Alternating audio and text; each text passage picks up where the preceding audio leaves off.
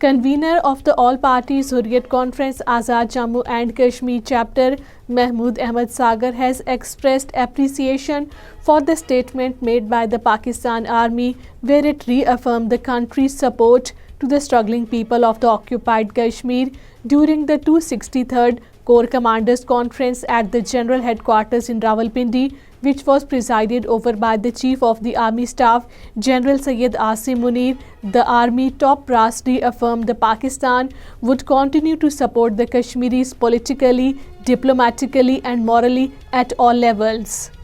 Heightened security measures have firmly been put in place ahead of the Indian Prime Minister Narendra Modi's visit to the Srinagar tomorrow. For the last few days, multi-layered checkpoints have been established at the various places across the Kashmir Valley, with the surprise inspections of the vehicles and frisking of the people being conducted regularly. Beside the additional forces, personnel have been deployed in Srinagar and other areas of the Kashmir.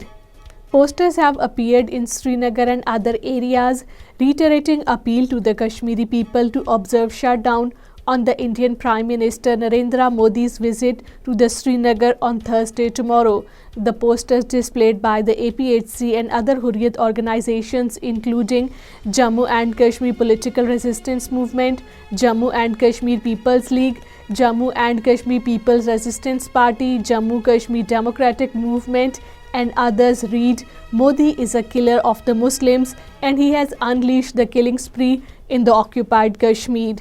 All Parties Hurriyat Conference has called for a complete shutdown in the occupied Kashmir tomorrow against the visit of the Indian Prime Minister Narendra Modi to the UN-recognized disputed territory. The shutdown is meant to register protests against India's illegal occupation, Hindutva, BJP, RSS, anti-Kashmir agendas, and demanding the resolution of the Kashmir dispute, which is a must for the peace in the region.